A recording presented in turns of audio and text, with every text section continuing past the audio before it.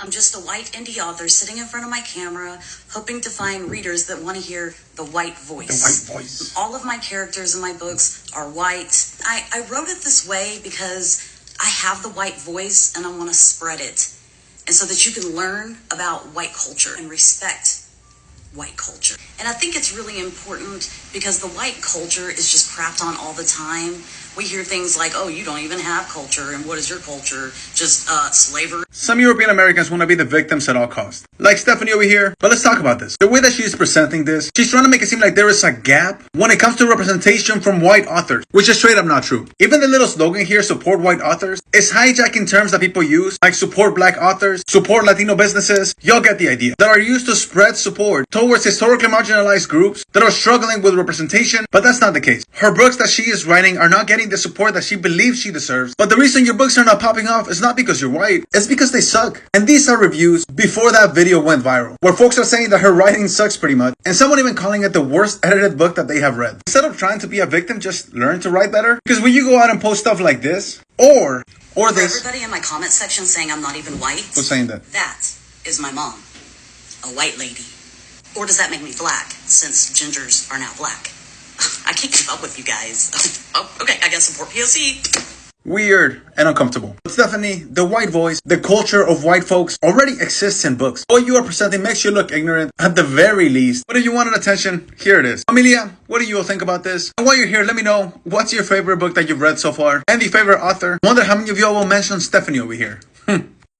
What is good, you guys, and welcome on another episode. Thank you so much for tuning in. I see you guys support and I do not take them for granted. The video you guys saw last is the video of an author online. You know, she's advertising her book. She wants people to come buy her book, and she is advertising it in a very weird way. If you listen well to what she said she's hoping to reach the people who wants to hear a white voice. I don't think I've ever had someone use that phrase, that term before, like, okay, I want to buy a book, but I want to hear a white voice. She went on in that video to say something that makes it seem like there is no representation for white authors. I'm sure this person knows exactly what they are doing. But the people that she is even targeting are saying, you know what, because you said this, we are not going to buy it. There's so many people as well reminding her that the people that are your target audience, they don't even read. So maybe you're getting it wrong. But people are having a lot of things to say about this marketing strategy of a white book filled with white characters. I'm just a white indie author sitting in front of my camera, hoping to find readers that want to hear the white voice. All of my characters in my books are white. I wrote it this way because I have the white voice and I want to spread it. And so that you can learn about white culture and respect white culture. And I think it's really important because the white culture is just crapped on all the time. We hear things like, oh, you don't even have culture, and what is your culture? Just slavery. You know what I'm talking about because you've heard it. You want us to respect not washing your legs and eating unseasoned food? That's what you're mad about? Being black is exhausting, and having to deal with racism is exhausting. A white lady came online and called a 5-year-old boy the N-word and got all this money. And now all of you racist grifters are out here trying to do what? Make money? We went from black fatigue to black privilege, and now this week we're on white people are being discriminated against. To not understand by saying you are a white author and you have a white voice and you're going to white people and you're talking about the white experience, why and how that's racist and how and why that's detrimental to the rest of us is the problem in this country. Majority of authors since the dawn of time in America have been white. Almost half this nation is not white, but almost all of the authors are white. In 2020, the publishing industry entered a moment of moral urgency about the persistent lack of racial and ethnic diversity among employees and authors. The industry is disproportionately white, and the canon of published books from trade publishers is overwhelmingly so. According to one analysis, 95% of American fiction books published between 1950 and 2018 were written by white people. While that analysis looks at a broad sweep of time, more recent figures indicate that both the publishing industry and the books it puts out remain disproportionately white. The lack of diversity in the ranks of publishing professionals and in works brought to the market are linked. In a cultural industry like publishing, where subjective interpretations of what constitutes good or marketable literature are a major determinant of what gets published, the whiteness of the industry staff has accompanied largely white kind of published authors. Not only is the United States a demographically diverse nation, as of the last census, an estimated 42% of the country are people of color. It also boasts a demographically diverse readership. The National Endowment for the Arts estimates that approximately a quarter of America's regular adult readers are people of color. So then I think it's safe to say that white people can start asking for support as a white-owned business and a white author with white characters simply because we have been experiencing discrimination in America for years now. Jobs, colleges, scholarships, literary agents. That's discrimination. It's not okay just because it happened to black people 100 years ago. And I'm not even dismissing what they went through, but anybody my age and a little older and younger has not experienced that. Newsflash, me and my cousins are the first people in our families born in America with full rights as humans and as citizens. My mother, who is 60, was not born with full rights in this country. This is their new one. White people are being discriminated against because they've never had to share space. And if black people can say they're looking for black-owned businesses, black-owned barbershops, then I'm gonna say I'm looking for a white-owned business. Newsflash, all the businesses are white. All the industries are white. All of the schools are white. My reality as a black man is that I exist within a white country. That is not even a white country. 42% of the people in this country are people of color, but you guys control 90% of everything. When people have never had to share any sense of equity, any sense of responsibility, and you've always been on top, when other people want something and they want to raise themselves up, you guys feel attacked. You feel like you're being attacked, when in reality is nothing's happening to you. You're still in control of the systems of power in this country. A white woman came on TV, came online and called the little 5-year-old the N-word and got all this money. And so now all of you guys are out here looking like grifters. I'm sorry, who are you again? I'm just a white indie author sitting in front of my camera, hoping to find readers that want to hear the white voice. The white voice. Definitely doesn't sound racist, but go on. All of my characters in my books are white. I wrote it this way because I have the white voice and I want to spread it. And so that you can learn about white culture and respect white culture. I'm really hoping you define what white culture is, because I've never actually heard of white culture. I've heard of British culture and French culture and German culture, but I've never heard of white culture. And I think it's really important because the white culture is just crapped on all the time. We hear things like, oh, you don't even have culture, and what is your culture? Just slavery? You know what I'm talking about because you've heard it too. I cannot wait for this woman to define what white culture is, but I will very quickly say that some white people were enslavers and other white people were abolitionists. If you as a white person identify more with enslavers than with abolitionists, you're telling on yourself. But please, oh white author and white voice woman, tell us, what is white culture? But anyway, back to my books. I'd like to cover just a little bit about them. Willow is a 24-year-old broken woman. Okay, so now we're learning about white culture, and the first thing you're telling us is that white people are broken. She gets into a marriage too quickly. Who get married too quickly. So it's white culture to get married too quickly. Okay. And things start to unravel when she learns about his dark secrets and she feels trapped. So white men, according to this woman who has a white voice, is that white men have dark secrets. She does embark on a love affair with a guy that she meets at a book club. So white culture is now going to book clubs and cheating on your husband with another presumably white man. But is he who he says he is? Who also has dark secrets, because apparently white culture says that all white men have dark secrets, according to this white author right here. These are domestic psychological thrillers told from multiple point of views, and one of them is actually from the point of view of an unknown stalker. So now we have a fourth white character who is a stalker. This is your argument for white culture? Thank you, and support white authors. The funniest part about all of this is not just that she's painted a picture of white people as those who cannot be faithful to their spouses, those who have dark secrets, those who are deceptive, those who stalk you when you're not looking, but that New York Times study found that more than 95% of published books are by white authors. So this white woman having difficulty getting published or getting traction is not because white people don't have support. In fact, they're overly represented by a massive amount. It's because she's just a terrible writer. And she's demonstrating the epitome of whiteness in America, that when you've had privilege your entire existence, equality feels like oppression. Just a white indie author sitting in front of my camera, hoping to find readers that want to hear the white voice. All of my characters in my books are white. Oh, shit. I wrote it this way because I have the white voice and I want to spread it. And so that you can learn about white culture and respect white culture. And I think it's really important because the white culture is just crapped on all the time.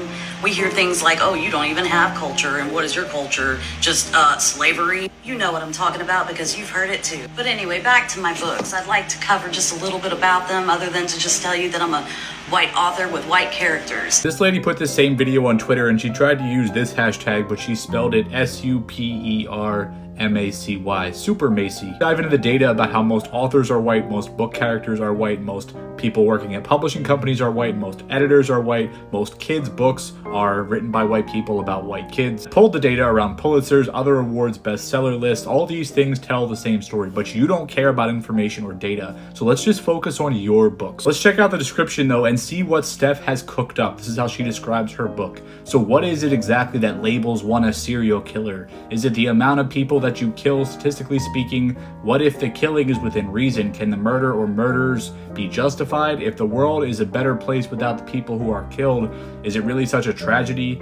Wikipedia defines serial killer as typically a person who murders 3 or more people, usually in service of abnormal psychological gratification, with the murders taking place over more than a month and including a significant period of time between them. Interesting start. What would seem to be a cozy home in Chicago, a young couple seem to have it all, lots of seeming there. Willow finds herself questioning the life she husband Neil. When his secrets begin to unfold, she gets caught up in a spicy affair with Brock, whom she met at a book club. Nice use of whom there. It turns out Neil isn't the only one bearing secrets. Period. Pauline, who's named, quote, the nosy neighbor, hears it all through the thin walls and starts to connect the dots herself when poor sweet Willow goes missing. That is riveting. Feels like maybe it was written with AI. I'm not sure though, because I feel AI can spell and use proper grammar and punctuation, so maybe it's just bad. Actually had no plot and was a book of hot garbage. The plot was lacking in every department and the author did a terrible job making you feel anything. Extremely poorly written, seems to have completely lacked any proofreading. Absolutely terrible, tons of grammar and punctuation errors, not worth spending money on. Struggling to follow through with this book. I understand it's meant to be a psychological thriller, but the writing feels too shaky to fully immerse myself in the story. The grammar issues are distracting, making feel like I'm reading someone's thoughts out loud, except instead of being brilliant or edgy, it just comes across as disjointed and confusing. Flipping to Goodreads, this was awful. Terrible book, poor writing and editing, plot doesn't make sense, more errors than a kindergarten kid's first spelling test. Really didn't like this story, way too many POVs, the structure of the story was all over the place, I just didn't click with the writing style at all. The style of writing was so oversimplistic that I assume this is the author's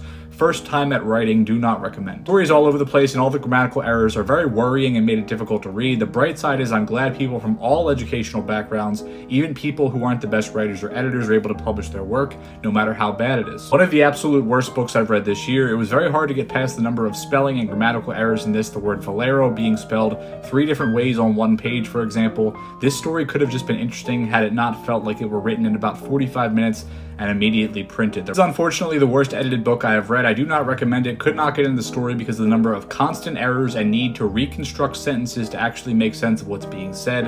As early as 6 pages in, it was hard to follow. Appears to be written from 2 POVs in one chapter alone, and one of the male POVs changes from first person to third person in the same Indie author sitting in front of my camera, hoping to find readers that want to hear the white voice. A lot of people work hard for their dreams, but it's not meant for everybody. I don't know, it's just, these are bold words for somebody who could have used Grammarly on their first page and elected not to for some reason. Or utilize an editor at any point.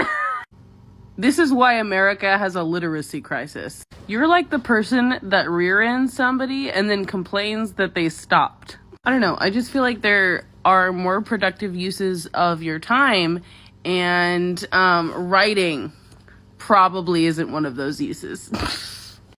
If you want to know the white voice, you want to hear the white voice, you want to read the white voice, support my Lord, this woman again. So she's out here talking about nobody supporting the white voice, and if nobody's supporting the white characters or white authors, that is a bunch of bullshit. Okay? They've been supporting white authors, white stories, white characters. Everything is built around white characters and the white voice. The truth may be, you just don't have a voice that they're looking for. Your stories may not be exciting, may not be anything new to add to the table. You just another white voice, and there are plenty of them. And hell, just this past week, a white voice got a 2-book deal for literally existing. Nothing is on paper, no idea has been told, but they got a 2-book deal because they are white and male. So no, white people are not suffering in publishing. You can just drop that right off. Now, maybe your writing is the reason why you're not getting these deals. Your writing is the reason why people are not picking up and wanting to see more. Maybe the agents don't want to see what you got because they already know what it is.